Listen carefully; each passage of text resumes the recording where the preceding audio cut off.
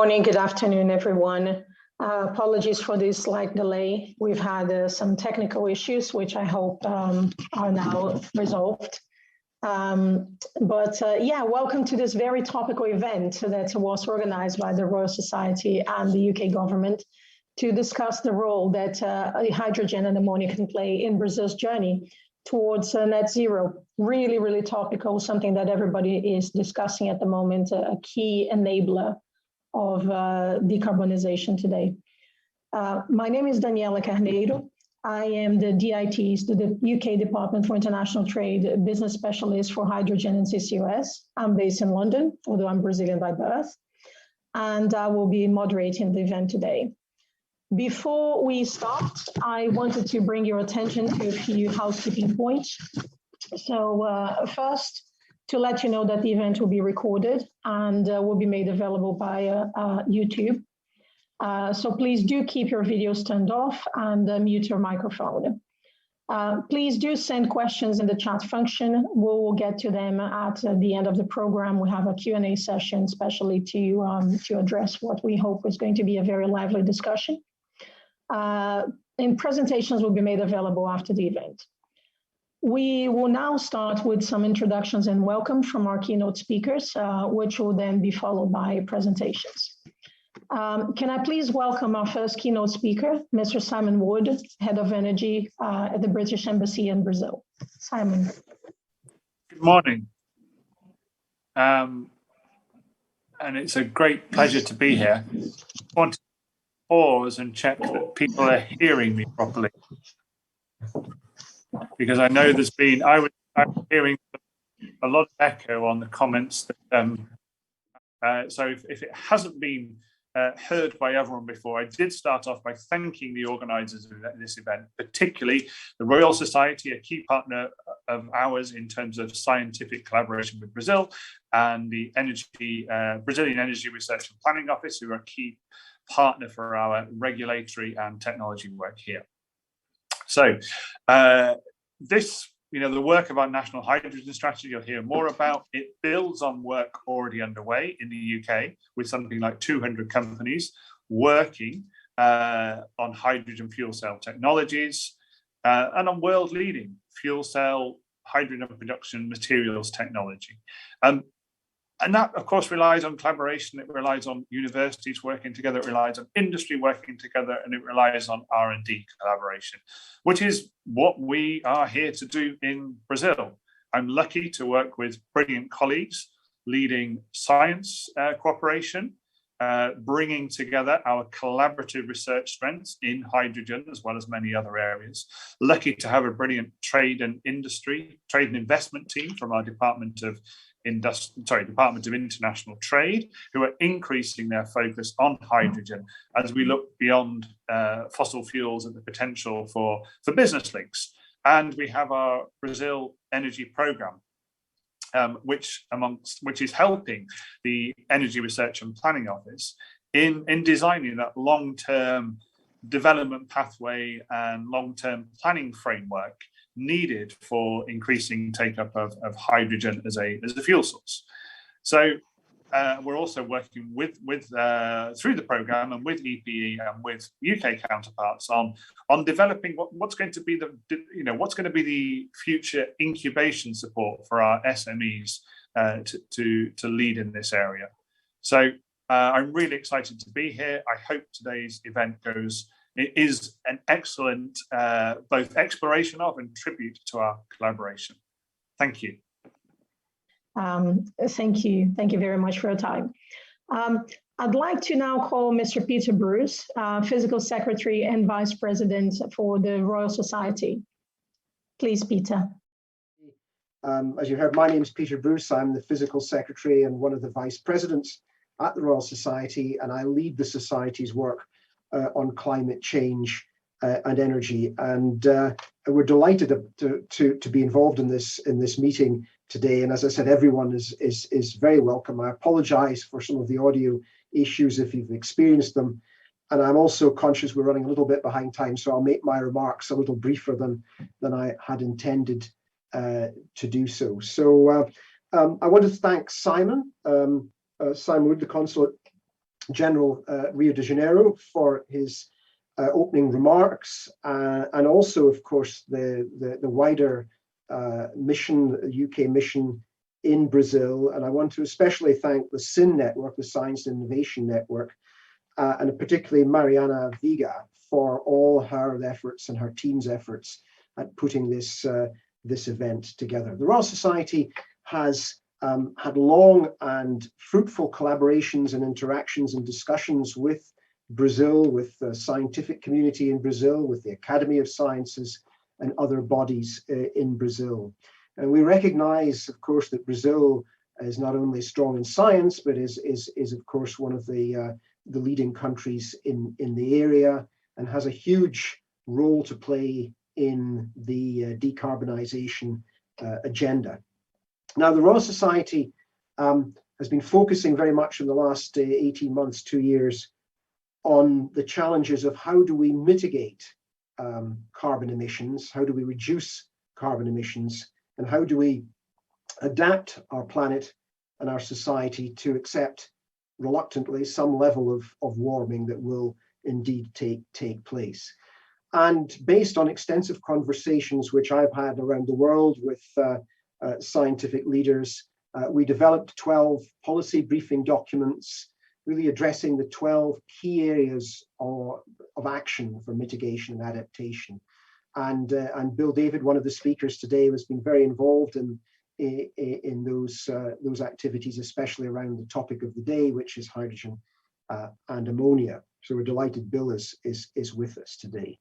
I should just make mention of the fact that the UK government recently launched its hydrogen strategy. It is a very ambitious strategy. It anticipates a demand for hydrogen of between 250 and 500 terawatt hours by 2050, which should represent around 20 to 35% of the total UK energy consumption in 2050. So it's an area that we take very seriously and we think will be a huge part of the decarbonisation strategy. And I'm very aware of the initiatives taking place in Brazil and a strong emphasis on hydrogen and looking at various aspects of hydrogen, including, I note, fuel cells for the use of ethanol. And so I think this is an exciting topic. It's a very appropriate topic for a conversation between the UK and Brazil. I'm delighted to be able to take part in this introduction. I wish everyone well for the talks and for the discussions that will take place. I'm sure it'll be an interesting and exciting day. And thank you all very much. Thank you very much, Peter. I think that's a great overview of what the Royal Society is working on and the ambitions that we have for hydrogen and the impact that it can make. And it's great to have this dialogue starting up today. Can I please now welcome Mr. Giovanni Machado. He's the Director of Economic, Energetic and Energy and Environmental Studies at the Empresa de Pesquisa Energética, EPE. To close this introduction session, please. Hello, Giovanni. Thank you for being here. Thank you. Thank you, Daniela. Nice to meet you. Well, first, I would like to thank the organizers for inviting EPE to give this talk on behalf of the Brazilian government. Particularly, I would like to thank the UK government and the Brazil Energy Program staff for the key partnership to EPE. I also congratulate to the Council, Mr. Simon Wood, and to Sir Peter Bruce, and my colleagues in the panel afterwards. Well, EPE, the Energy Research Office, is a body of the Brazilian government associated to the Ministry of Mines and Energy. EPE carries out studies and researches in the energy sector to assist the Ministry of Mines and Energy in elaborate the energy planning of Brazil. Of course, energy transition and also hydrogen is a top priority in the agenda of EPE currently. And I'm looking forward for our discussions in the next section. Thank you so much. Thank you very much, Giovanni. I think it's great to have this dialogue open, as I said earlier, and it's a wonderful platform, I think, to deepen the discussions that both Brazil and UK have already started in that respect and take them to the next level. We will now start our presentations where we'll hear from our experts on various topics. So we're going to hear about the evolution and current challenges in hydrogen in ammonia technologies, but we're also going to look at recent market regulations and we're going to have a look at the UK recently launched hydrogen strategy, as well as business opportunities. Of course, also looking at the development of the regulation for hydrogen in Brazil, which is going to be addressed by Giovanni Machado again. We're also going to have an overview of the Brazil Energy Program and where we are with the developments of hydrogen and ammonia. So quite a cohesive and very interesting program. I do hope that we have plenty of questions to discuss later on. As I said earlier, please do put them in the chat.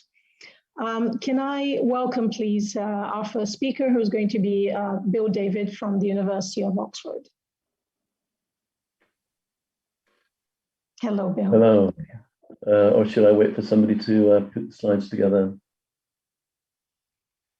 Excellent. I'm not sure if you can see the screen and get great resolution. Are you able to see the screen? But firstly, welcome. I'm Bill David, and I wanted to thank the organisers of this event, my colleagues at the Royal Society for all their support, and actually Dr. Victor Baldi, my Brazilian colleague in Oxford, for providing me with a lot of useful background. And I spent the last couple of decades actually working on hydrogen and ammonia research. And I guess I'm going to say in my 2 or 3 minutes, a few minutes actually, that where does hydrogen and ammonia fit in to the green energy jigsaw? I want to start with with that question actually, and I'm a climate optimist, and I want to start with the good news, which turns out to be particularly good news for Brazil. I hope that's excellent. Eugene, it works. So my point that I want to make here actually is that there is enough land on the planet for all the wind and solar farms that we need to provide power to power the planet, actually, to provide the energy. We can do it. There's enough space. Here are some of the biggest countries in the world, but actually, if you're in between the tropics, you have the additional advantage of plenty of sun in winter and in summer. And so I'm going to get rid of the 4 countries on the left there and talk a little bit about Brazil and Australia, because for me, these 2 countries, Brazil and Australia, can be the superpowers of green energy production in the future. You've got the land, you've got the sun, you're on the right place on the planet. And I've got Brazil colored green and Australia colored amber, because Australia has a lot of sun and a lot of energy, but it doesn't have the land for cultivation. So Brazil, as well as being a place where it can be a huge leader in terms of green energy production and export, it's also, as you call your country, the breadbasket of the world as well. It's a huge opportunity for you. So I think there's a lot of positive news here. But what I wanted to do, if I can see, if it will move on to the next. All right, okay. So we got Brazil, and one of the things that I learned as well is that you're already well into the use of renewable energy, particularly focusing on hydroelectric production. It's huge, and it corresponds to a substantial percentage of your energy use already. I've also got a couple of slides here on the wind and on the solar output. And you're such a huge country that there is wind and there is solar resource across the whole of your nation.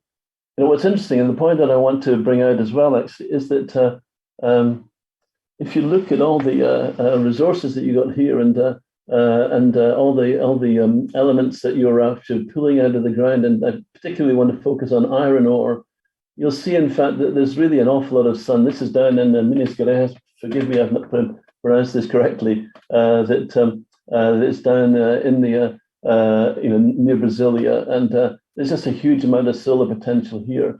The challenge that we have, and this is where hydrogen and ammonia come into the story, is the sun doesn't always shine when we want to pull the iron ore out of the mines.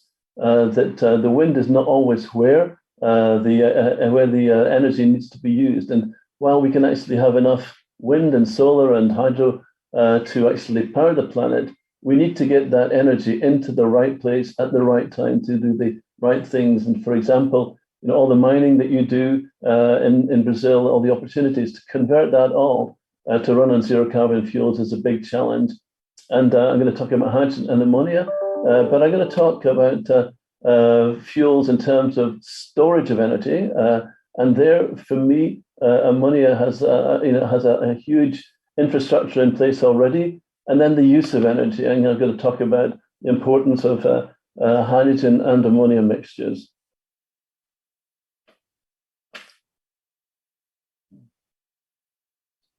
So I'm trying to click on. I've lost my connection, or reconnected again. And just very quickly, hydrogen and ammonia are zero carbon containing fuels. So they're the ideal fuels for the future, where we're going from carbon-based fuels to zero carbon containing fuels. And I just wanted to point out here in terms of water and ammonia and methane, they're partners, they're in a sequence. And it's the bonds actually that give us the energy, and that ammonia in terms of its energy density is basically half that of methane. It's a natural companion to hydrogen in terms of moving forwards. And so going quickly on, actually, I want to talk about, here's where we're at the moment, actually. I'm not sure you're going to be able to see the numbers in the bottom right-hand corner, but our plan actually is to basically, in almost real time, get these refueling stations together that need 6 megawatts of power to produce 1.5 tons of hydrogen. And that's an infrastructure that is struggling to take off.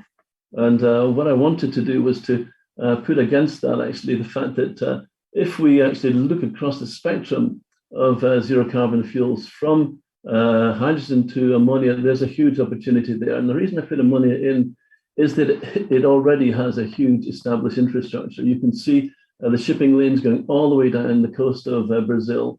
Ammonia is shipped across the world in huge amounts already. There's an infrastructure in place. And down in the bottom right-hand corner, you'll see that there's about 700,000 tons of hydrogen that's produced at these refueling stations each year. If you actually convert that into ammonia production and turning it to hydrogen, you're actually increasing that number by a factor of 4,200. So we have an infrastructure in place that we need to build. We need to actually get ammonia green, not just for energy, but for fertilizers as well. But what I really want to leave you with is this idea that it's not one or the other. It's actually being able to look at all. So that we've got hydrogen PEM fuel cell cars. There's a lot of work going on in that, but I see it just one part of the spectrum. There's work going on in terms of shipping. The world is already shipping ammonia around. The maritime industry recognizes the importance of ammonia as a fuel. And if you look at where that sits on the spectrum, we need to crack about 5% of the ammonia to give us a pilot flame. So we've got maritime. Let me go very quickly now because I'm already up on time. Aviation, and that's something actually that we're specifically working on as well, to be able to retrofit. And retrofitting is important. It gives us a low transition rate. Retrofitting to fit, for example, A320 airplanes to fly that will have the same combustion properties as jet fuel, but about 40% of the range. Internal combustion engines, and you say, why am I talking about those? Let's see if it can come up. Internal combustion engines are across the planet at the moment.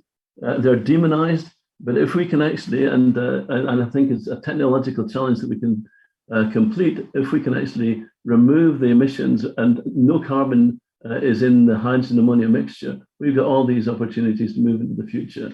So I'm saying something that's a little bit different here. I'm saying that we can store all the energy, we can produce all the energy in wind and solar and hydro. Brazil's in a wonderful place to do that. If actually we want to move our energy in space and in time, the ammonia infrastructure is already in place already. If we want to use hydrogen, we can use that real time, but the scale is 1,000 times smaller in terms of the amount around at the moment.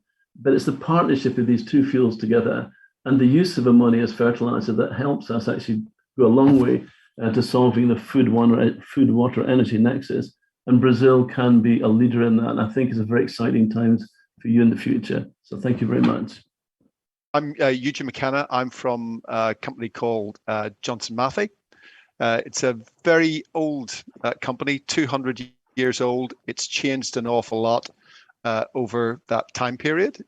Our kind of mission is to make a world that's cleaner and healthier for today and for future generations. So therefore very topical and we've a great interest in the energy transition and the journey to net zero. It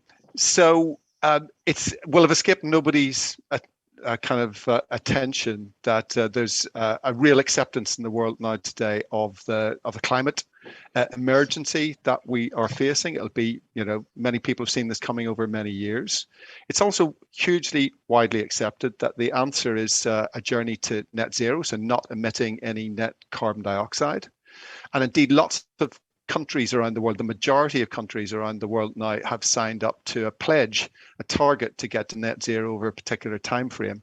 One thing we find is that no sooner do you come up with an ambition to get to net zero as a country than you realize that you need a hydrogen strategy and then an ammonia strategy as well in order to help you get pragmatically towards net zero.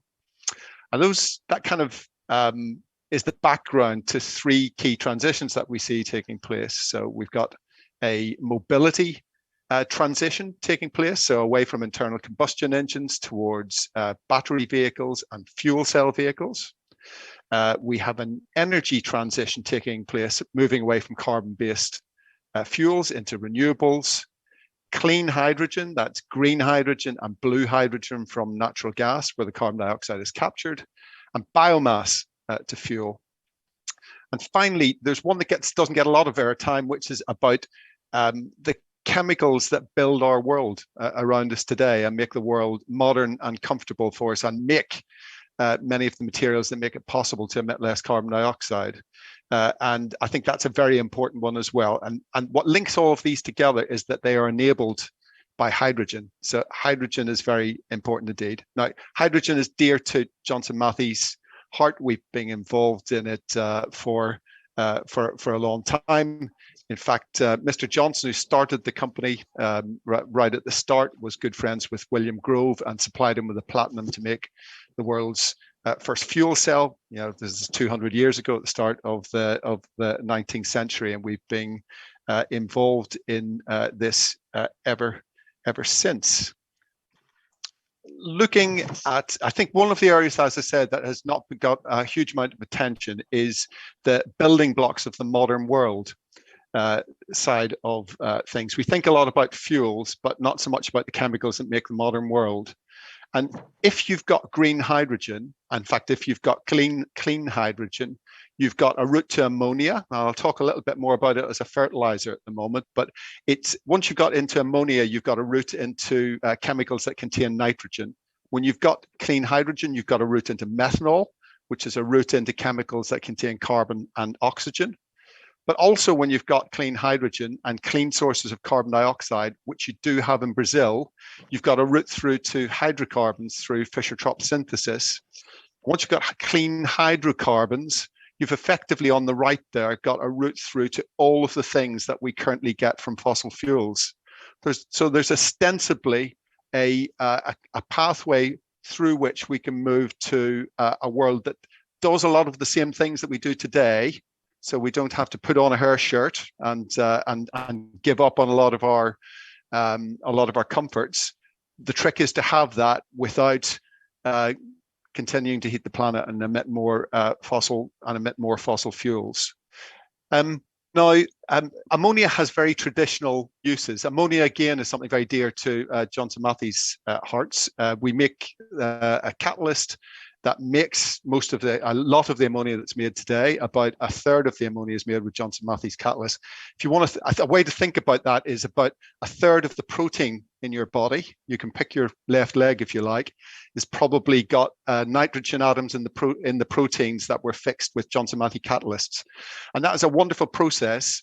I think Haber himself, when he invented the process, called it bread from air, and about 4 billion people in the world today could not be fed if it wasn't for the Haber-Bosch process. Unfortunately, it creates an awful lot of fossil fuels.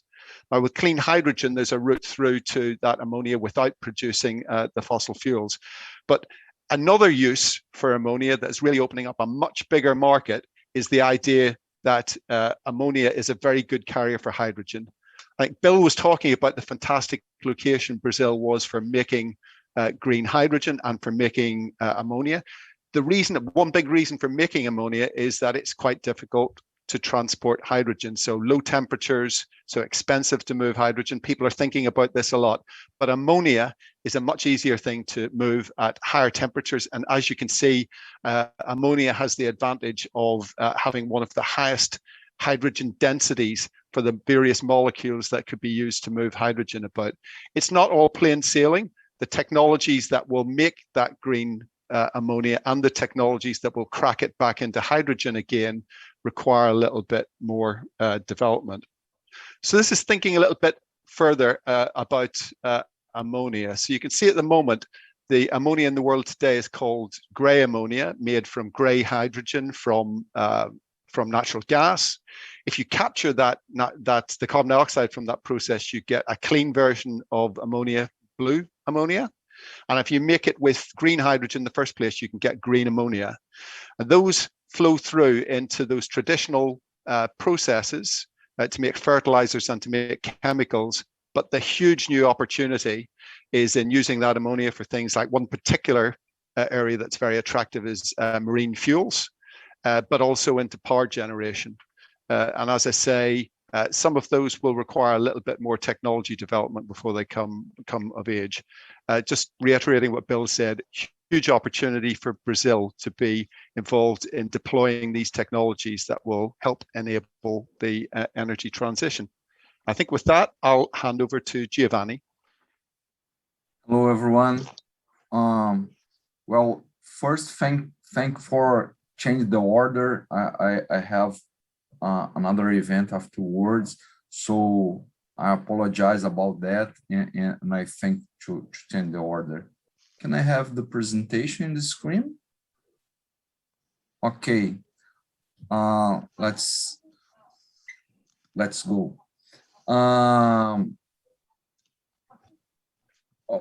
Hydrogen is an important market in Brazil already, a domestic market. And Brazil has a huge market potential for the future.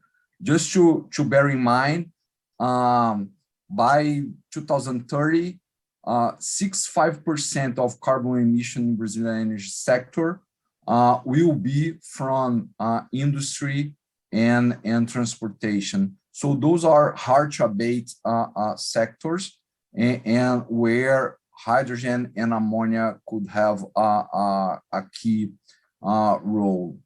Brazil has also some local and global players and suppliers in this channel, so we are in a good position to start from here.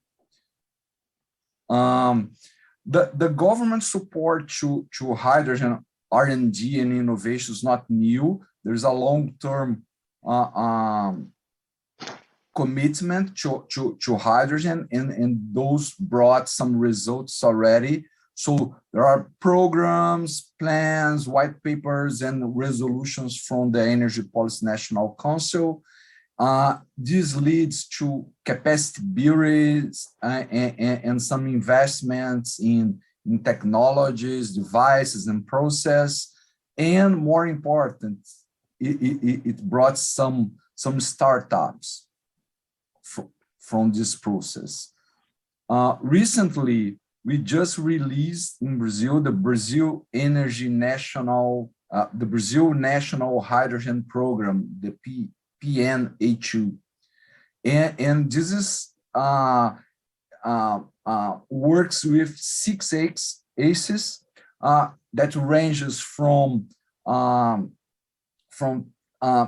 technological basis in enhance and training and capacity building, energy planning, legal and regulatory framework, and also competitiveness and international partnership.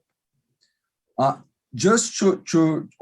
course, we have a lot of opportunities and some job done already, but there is still a lot of things to do regarding financial support, regarding enhance the international partnership and collaboration with different partners.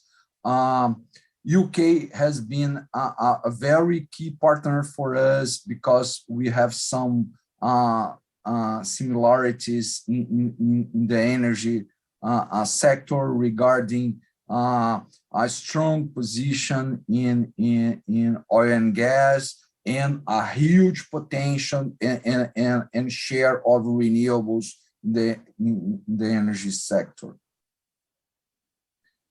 I will pass through some slides just to give the audience the idea of what is happening in Brazil about hydrogen currently. So there's a lot of strategies and plans announced already for fuel cell-based ethanol in automobile industry.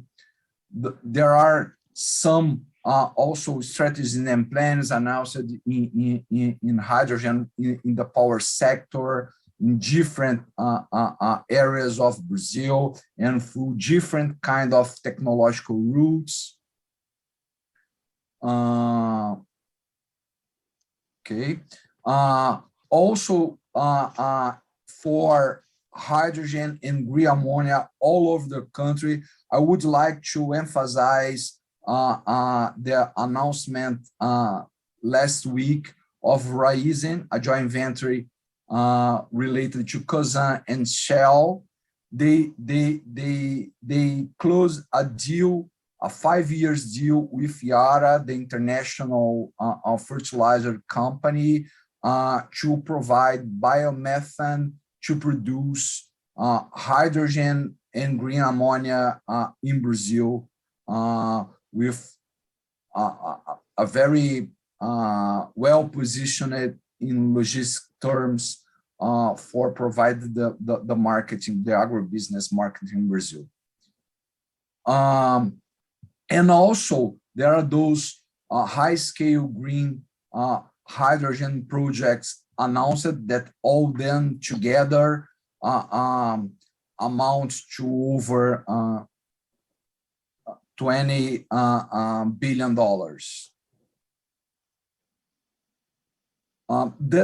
To wrap up all of that, it's important to say that Brazil has a potential to be a key player in the hydrogen market because it has a huge natural endowments for hydrogen production from different routes.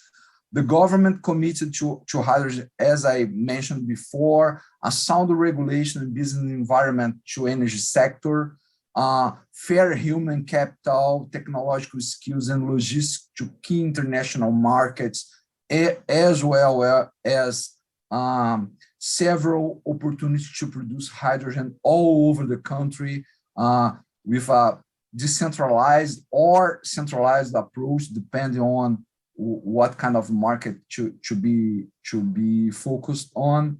And more important than everything, we want to get the maximum benefits from the national competitive advantage while we create new ones. So we see a lot of opportunities in renewables. They are blue chip but also we see opportunities in natural gas, nuclear, and all kind of low carbon technological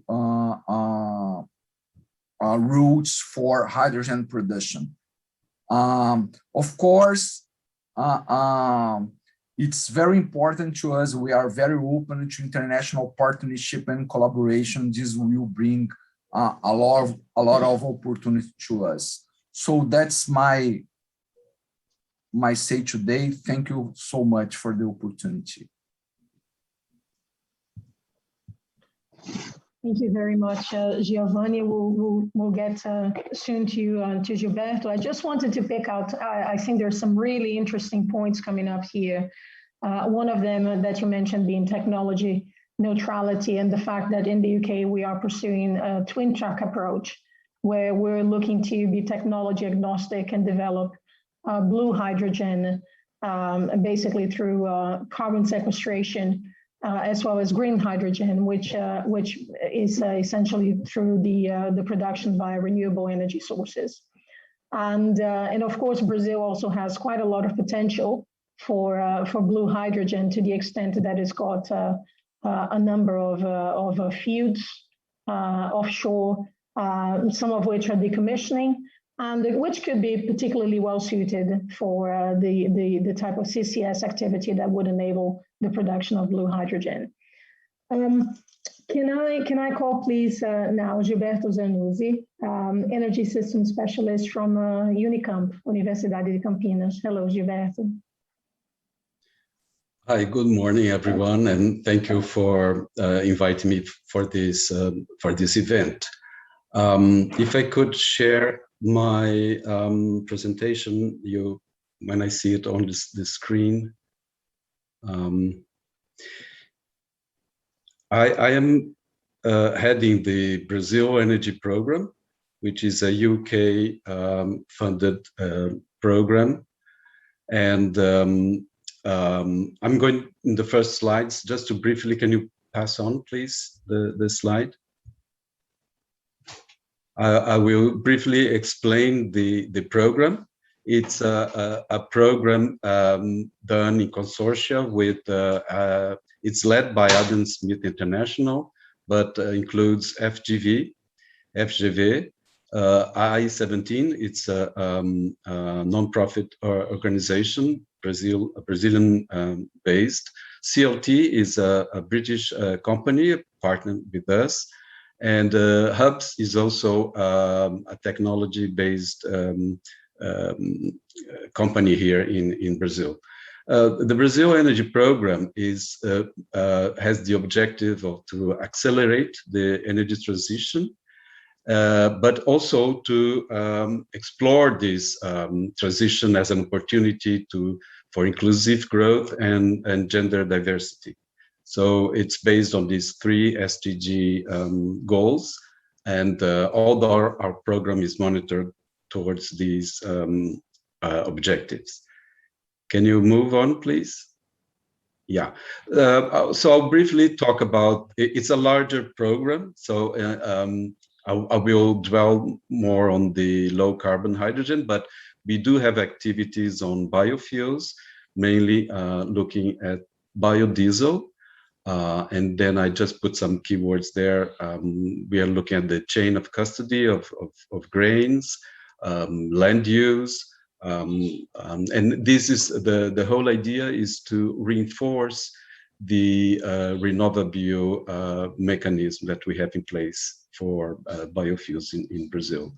We are working on distributed energy resources. During our first year, we did concentrated on solar, especially for low-income segment, and see how that could play a strategy role in replacing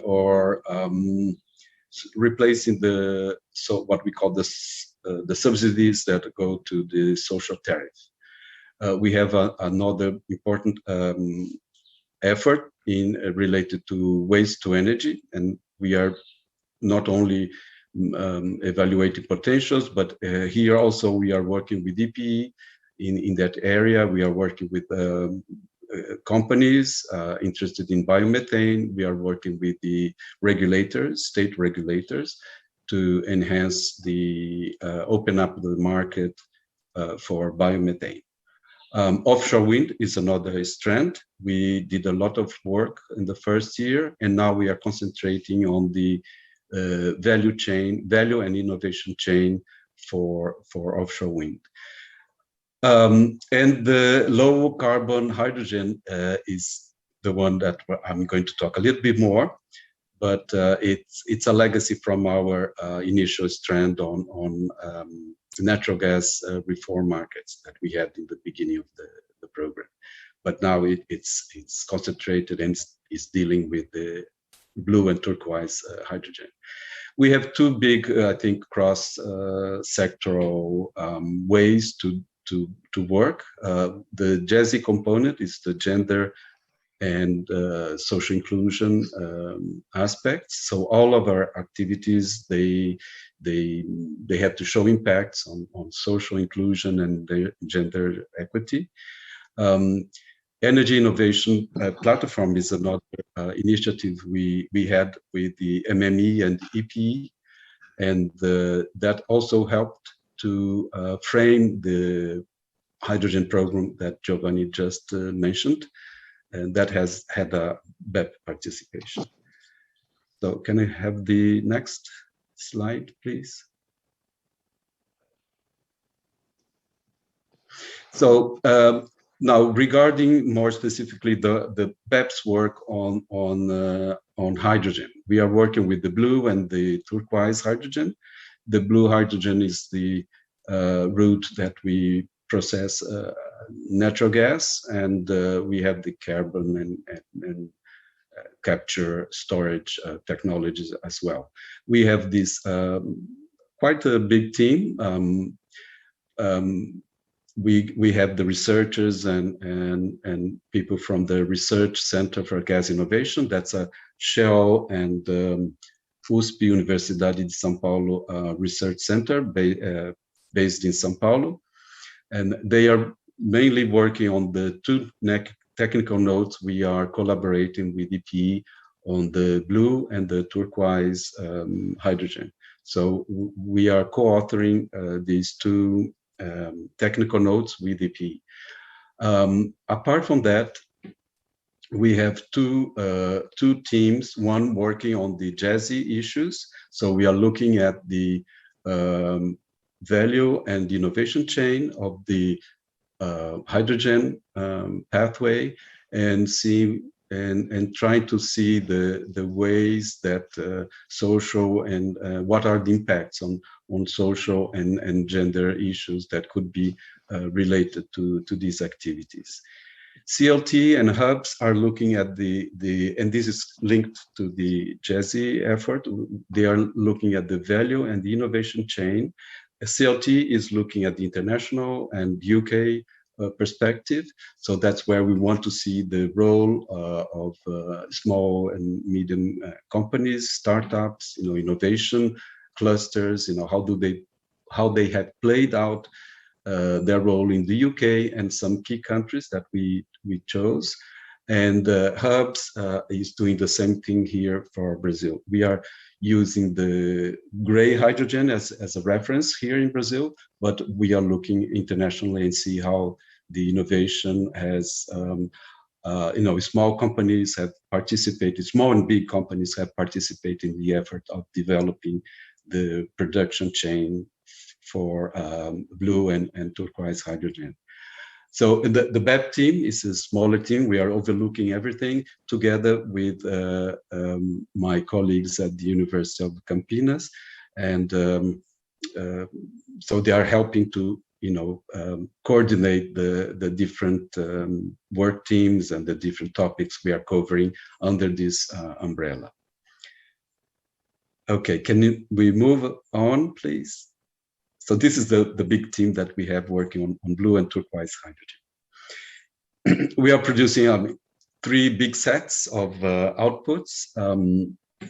The initial ones, the one that we started this effort was the technical notes with the EPE. They have already they have developed a technical note on gray hydrogen, and we are using that as a template together with EPE to develop the blue and the turquoise technical note. And the other two circles that I presented here are the two other aspects of the hydrogen chain that the BEP is contributing. So can we have the other slide?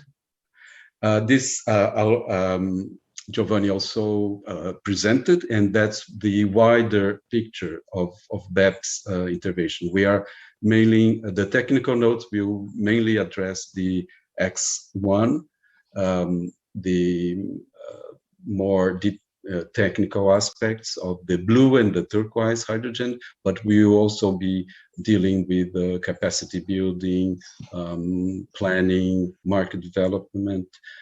In our work at the moment, we are not developing regulatory but we'll comment a little bit. But that's not where the strength of the work is doing.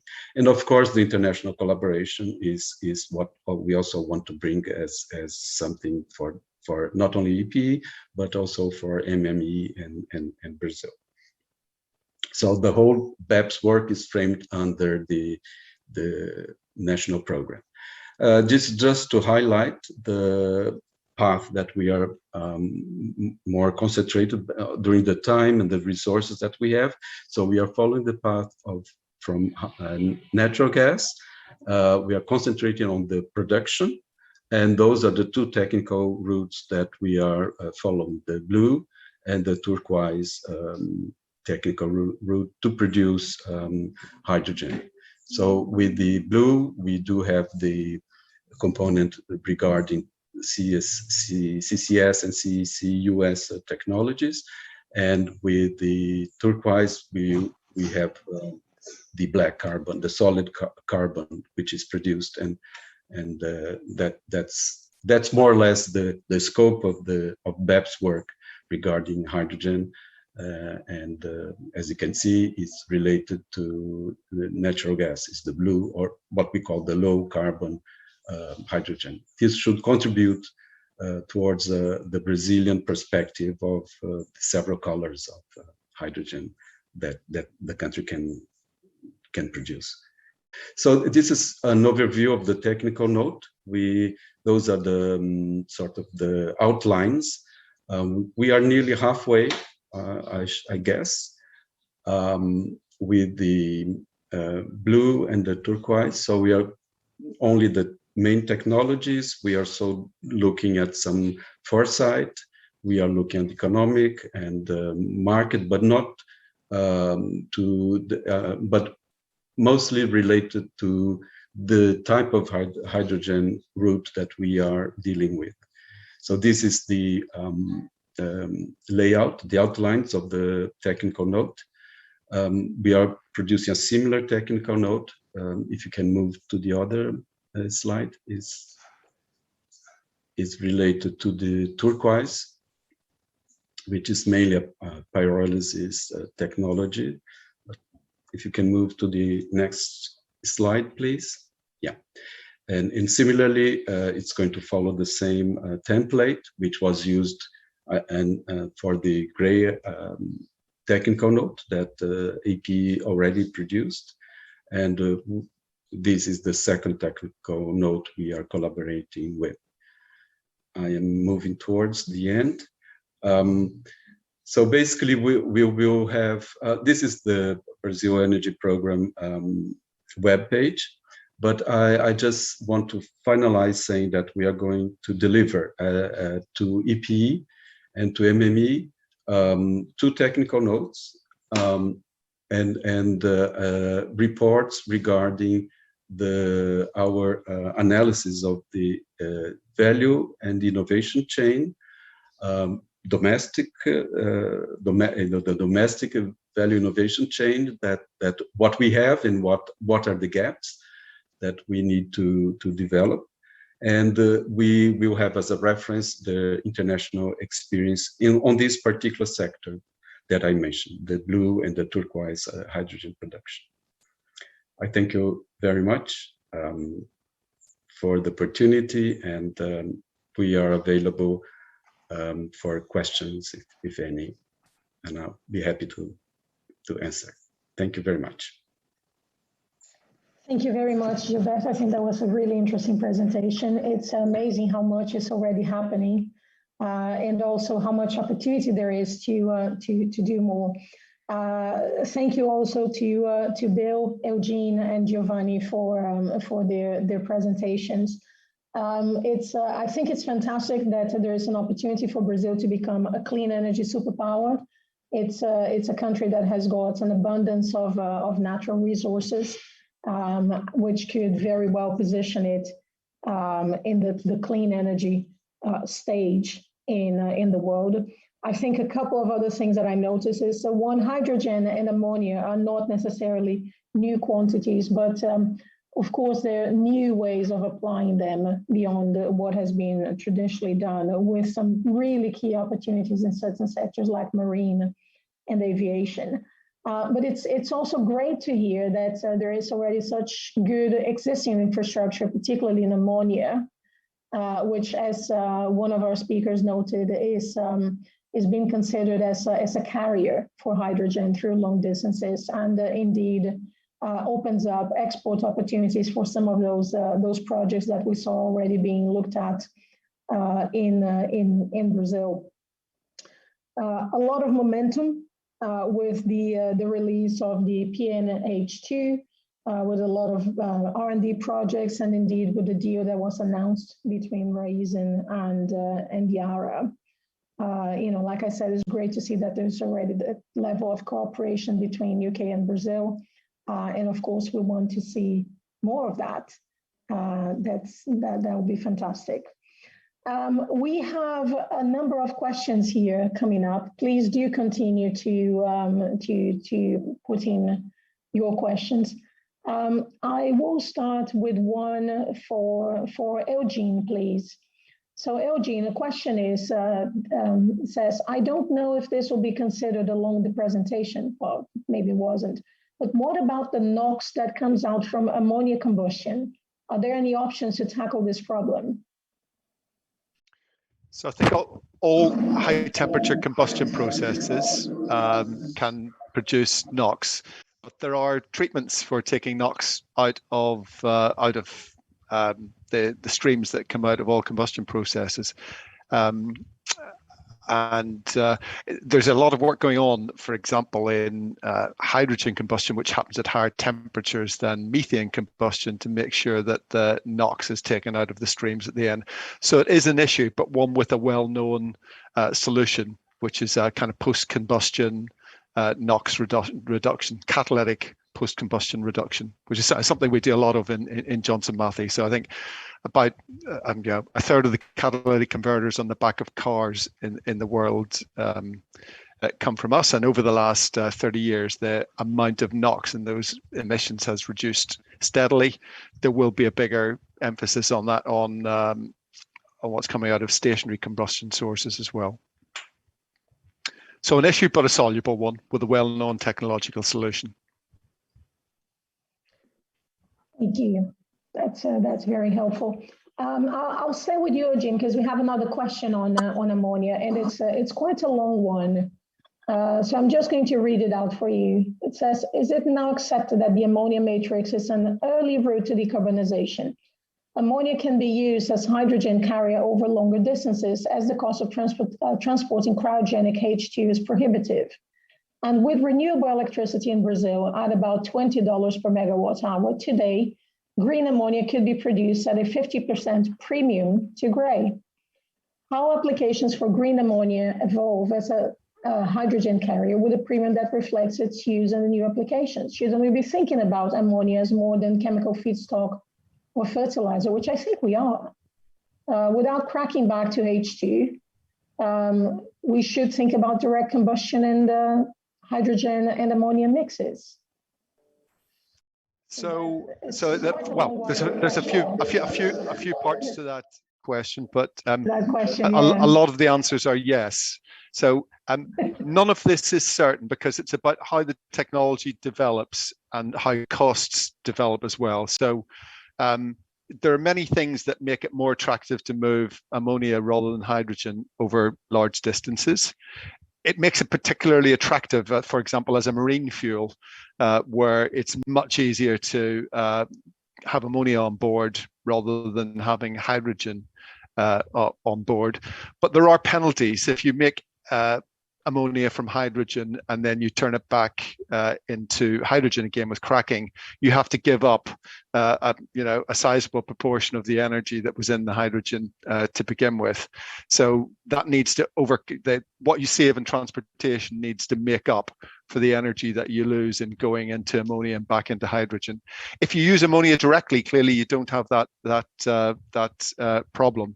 Generally, when ammonia is combusted, you do actually need to do a little bit of pre-cracking to begin with to get the operation working smoothly. So to some extent, you are actually burning hydrogen even whenever you're ostensibly looking at burning ammonia. I think I'm not sure if I covered all aspects of that question, but basically we definitely should be looking at ammonia beyond its current use as a chemical feedstock and a fertilizer because of the opportunity to solve some of the potential problems there are about moving hydrogen around.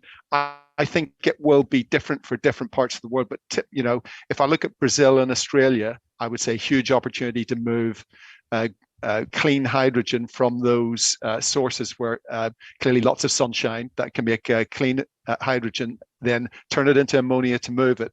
But I would also say that one huge opportunity for Brazil is it finds itself sitting on some of the cheapest sources of clean hydrogen in the world, is to think about value add and making value added products in Brazil and moving those rather than moving the if you like, what will become a commodity of clean hydrogen or clean ammonia. So be thinking about moving the things you make out of those, like, for example, moving steel about rather than clean steel about, rather than moving iron ore about to other parts of the world to be turned into steel with coal. And I think there were several projects that were mentioned in the earlier presentations that will touch on those. But I think it's there is a huge export opportunity, and it will be hydrogen, it will be ammonia, depending on how those technologies develop. But I'd also be looking very closely at going up the value chain, which of course creates more opportunity to make to get into higher value-added businesses and to create employment within value-added employment within Brazil itself. Excellent, and I think that's a really good point, is to look at it as an opportunity not just to export, but as an opportunity to grow a local economy that is value-added and that can bring economic prosperity. I think is at the core of the BEP program. Indeed. Another question on ammonia, but to Professor Gilberto, please.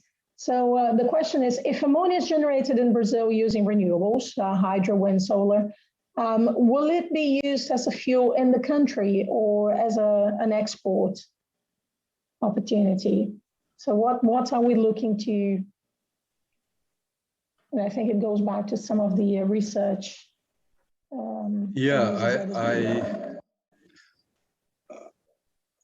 I think initially we do have an internal market. Brazil imports fertilizers and ammonia, so I think there's a place to to supply the internal market.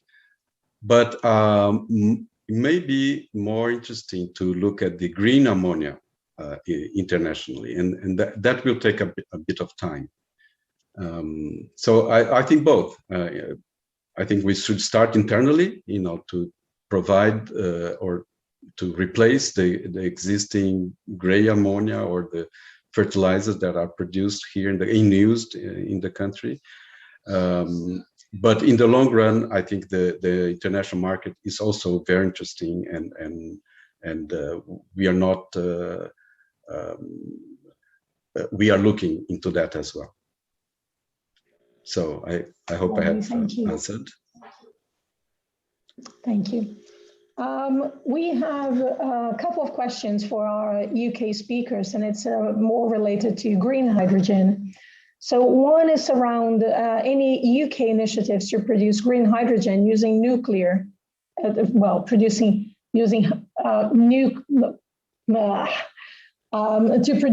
hydrogen using nuclear as an energy source.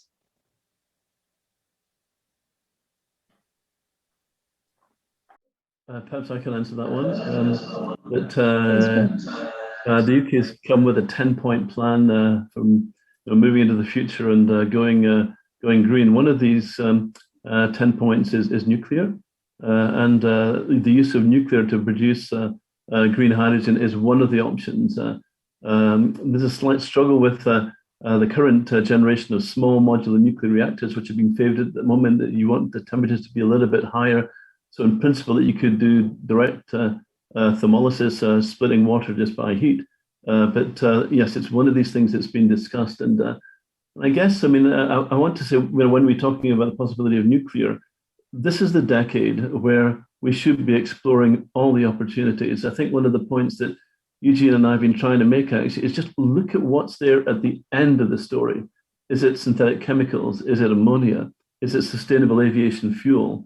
And that although nuclear is a small component of what you're doing, there's an opportunity for you to grow that. But with all the wind and solar resource and with all the hydroelectric resource that you've got, I think that these are probably your three focal points in terms of green energy production that you want to follow. And I think that your export potential is huge.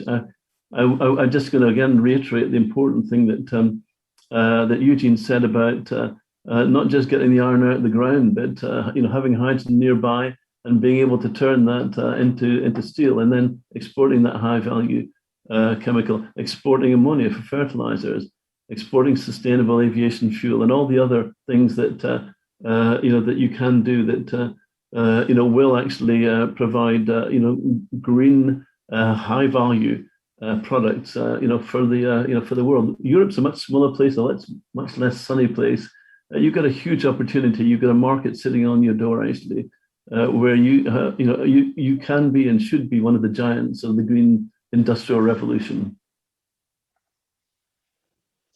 Thank you very much for that. Another question, which I think will be for both you and also Jean. So the question is there any project looking at the optimal placement, I guess, of the green hydrogen and ammonia production relative to their renewable energy sources versus their consumption in order to minimize logistics production costs, the costs associated with, I guess, transportation infrastructure to move it around? Actually, can I just say one thing there quickly myself, actually, is that the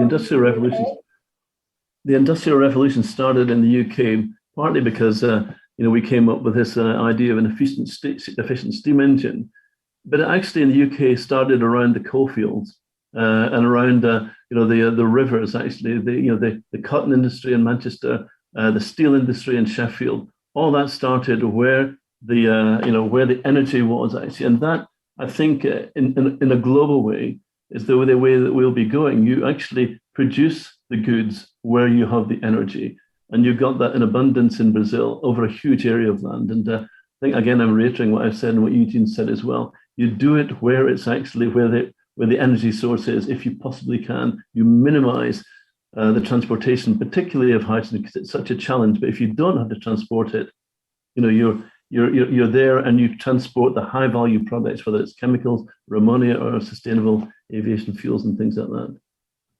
And thanks, Bill. And if I could just add as well, yeah, lots of smart people are thinking very hard about how the value chains will emerge and about what will be done. For example, and this is an opportunity for Brazil as well. Clearly, folks in the Middle East who've been used to shipping large cargoes of natural gas and oil about the world have got they've got holes in the ground now that you can put carbon dioxide into. So they're absolutely thinking about making blue hydrogen and blue ammonia. but they're also wondering what they will do. Will they move the natural gas about and to markets and then take the carbon dioxide back and put it in the holes, or will they make hydrogen locally and move the hydrogen about? So they're absolutely thinking about that. People are thinking about markets in sequestering carbon dioxide. So the United States can take trillions of tons of carbon dioxide and sequester it. These are things people will be looking at. So you can bet your butt. I mean, at the moment, after more than 100 years of the oil industry, with the forces of capitalism behind it can put a litre of petrol in your car cheaper than it can put a litre of drinking water in a bottle. It's being very, very efficient. All of those forces will be applied to the new green economy. That's why it's out there for people to stake their claim to now, country by country and company by company and individual by individual, because this value chain is going to form over the next 30 years. And it's going to be a quicker industrial revolution than the last one. And it's going to be the biggest thing that humanity's ever seen. So I think all possibilities are open as to where things will be done. Things that sound hugely sensible, as Bill has just said, incredibly sensible to use the energy near where it is, and to avoid the problems there being in the past of oil, of where countries have got oil and exported it, but the countries have not got rich. And whereas if you use the energy locally, you've got a much better chance of growing all of your economy and be on a solid base. But I'm sure all business models will be tried, and we'll find out what wins. Wonderful, thank you. I think as you said, it's very much down to market forces that will help make this whole cycle very economic. There is a desire globally, I think, for the technology to advance at a very quick pace so that we can broaden the use of hydrogen, ammonia into, like we said, maritime fuels, into sustainable aviation and so on. And it's creating different opportunities, which will be made commercial by all these market forces. Thank you. A question that I'd like to put to Professor Gilberto, if I may. So it says, you mentioned work around the regulatory axis has not started yet. Could you share what would be the way forward for this one? And link to that, whether the studies made and the results achieved by the BEP are made available to the public? When we decided the scope of our work on hydrogen, we basically limited on initially on the technical notes, and the regulatory aspect was not is not included there at the moment. So BEP is doing other fronts of work dealing with regulations. As I mentioned, the biomethane, and it is also an entry point for hydrogen if we want to share or mix with natural gas in the gas pipelines. So there is the potential. We haven't developed the technical aspects of it. BEP has not entered in that area regarding hydrogen, at least at the moment. So the regulatory aspect regarding hydrogen is very limited, I would say, at this point. What was the other question? So the other question was whether the results of the Brazil Energy Program are going to be made available to the public. Oh, sure. I mentioned the website. We are going to all the publications or all the reports that we had in all these the areas that I mentioned are going to be available there for public consultation. Our partners here in Brazil were the ones who received in first hand all the reports. So EPE has been a recipient, ANEL, ANP, the MME, all outputs have been directed to the decision maker, policy makers here in Brazil. But if you look at our website, if not now, but very soon, all of our publications will be available for download and consultation. Thank you very much for that. A couple of interesting questions, I guess, to all speakers in terms of transport. So shipping stock is often aged. How will ammonia be stored on board to ensure no leakage given its physical and chemical properties?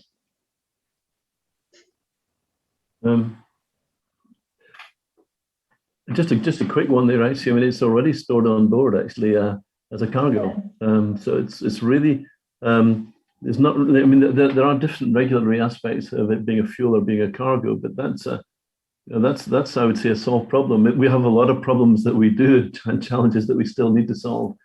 I don't think that's one of them, actually, but it has to be like high pressure hydrogen, like gas. These things contain a lot of energy and they have to be treated with respect. But I don't think that that's a challenge that's really a difficult one to address. Yeah, I guess it's poisonous. So low temperature and a bit of better pressure, but it's it's easy to smell, unlike some things, and it's not going to cause global warming like leaking methane either. So definitely the engineering solutions around keeping it safely are well known. Making them cheaper and more widely available will be something as the value chain emerges, but we don't need to invent anything new, I don't think, to manage ammonia safely as a fuel source, especially on a ship where you need a large amount of it at different and smaller applications perhaps, but no rocket science required. That's wonderful. That's really good to hear. Just in terms, because I guess the question talks about existing shipping stock, implying that there's not going to be enough shipping stock to ship ammonia, so ammonia carriers, and perhaps we're going to have vessels being converted. Presumably that's something that is also easy to be done depending on, as we talked about, market demands, not something overly complicated. Well, there are already 25 million tons of ammonia that actually are internationally shipped each year, and these ships are already they're storing the ammonia on board actually and shipping them around the world. It's the engine that you have to change, and a number of the big MEN engineering and energy solutions I think are responsible for about half the engines that are in these big container ships. They've already they said it's not a technological challenge, and they're going to be rolling the first ones out in 2023, 2024, so that it is a retrofitting exercise, which is the best way forward if we can do it, because it's the lowest disruption route, it's the least expensive. So retrofitting old stock, and these ships can have a lifetime of 30, 40 years, is a very important thing in terms of actually dealing with climate change, because the more we can retrofit, the more we don't need to rebuild, the better that will be. Thank you very much for that. Yeah, if I could have added to that one, actually. Sorry. Well, go ahead, if I could have added, I think one of the biggest, most important things, there's a bit of a VHS versus Betamax issue here, in that shipping needs to have the fuel source at every port it gets into, and as soon as the quicker people come to the conclusion ammonia is the right way to go for marine fuel, that's, I think, when it'll really take off, because then everybody knows they need ammonia storage at ports, so that every ships with ammonia fueled ships can refuel around the world. What's unlikely to happen is that you get ammonia and hydrogen and other potential sources of aviation fuel or of marine fuel developing all those ports. We need to land on one and go with it. Yeah, and just a factoid there, actually, behind the port of Los Angeles, actually, there's a capacity for 150,000 tons of ammonia behind the port of Los Angeles. There are two 50,000 ton tanks of ammonia sitting cryogenically cooled in Qatar at 40 centigrade. So as Eugene and I have been saying, actually, these technologies are there already, but it's actually it's finding that the best ways for all these things. Long distance aviation, that's a big ask, for ammonia powered flight. Although solid oxide fuel cells may help with that, but sustainable aviation fuels that come from CO2 that's been direct air captured and from green hydrogen, that is a way of going through the future. And again, with the land that you've got and the fact that you're between the tropics, you could be the biggest exporter of aviation fuel. And again, we know how to handle aviation fuel. The infrastructure is in place, so there's just a lot of opportunities. Great, thank you. So slightly twist on the theme. So around pipeline transport, the question is pipeline transport gas networks an option for transporting hydrogen, as an option for transporting hydrogen being looked at in Brazil? And what does the Brazilian gas network system look like?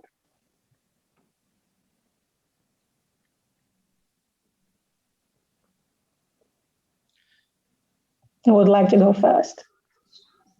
Well, just a very brief comment, but the discussions we had with ANP, for example, they have not thought of hydrogen as being in the technical specifications of standards for pipelines, but I think they are starting to look into that. We have initiated a discussion regarding biomethane, but I think both issues might be they might be on the ANP, which is the oil and gas regulator. They are looking to that, but there is nothing concrete at the moment, to my knowledge. Yeah, thank you. I could comment on Europe if that was helpful on that one. In that, for example, in the UK, there are projects at the moment for blue hydrogen.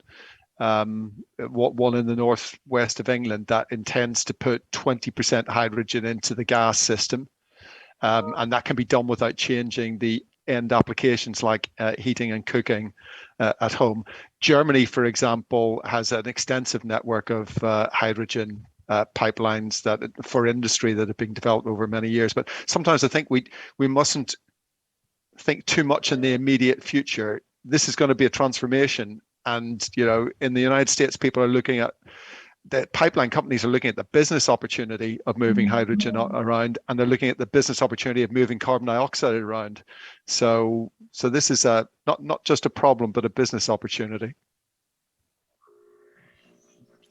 But can I say, actually, it's more complicated than we, because on the one hand, we're talking about putting hydrogen into our gas pipelines, and on the other hand, our government's actually wanting to ban gas boilers being installed in new buildings after 2025.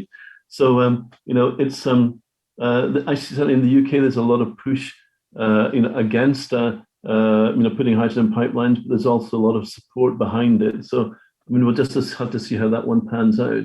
But 20% hydrogen and 80% methane, you can't really call that green or blue or turquoise. So long term, personally, I don't see and don't think that we should be relying on these pipelines. They cover most of the UK. I would have been interested to know how much these gas pipelines actually cover an enormous country like Brazil. I would have suspected that it doesn't, but certainly in the UK, there's a lot of gas pipelines, and so it's tempting to want to use them. But going 100% hydrogen is going to be a struggle, I think. Thank you. And I guess a final question, as we have already slightly overrun on our time, but this one is related to I guess market making. There is a demand side pull from particularly the European Union, playing a relevant role in decarbonization by establishing import regulations that may require certification of low carbon feedstock.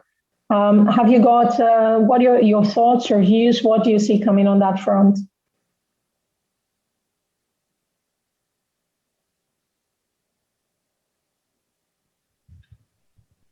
I guess Bill and Eugene.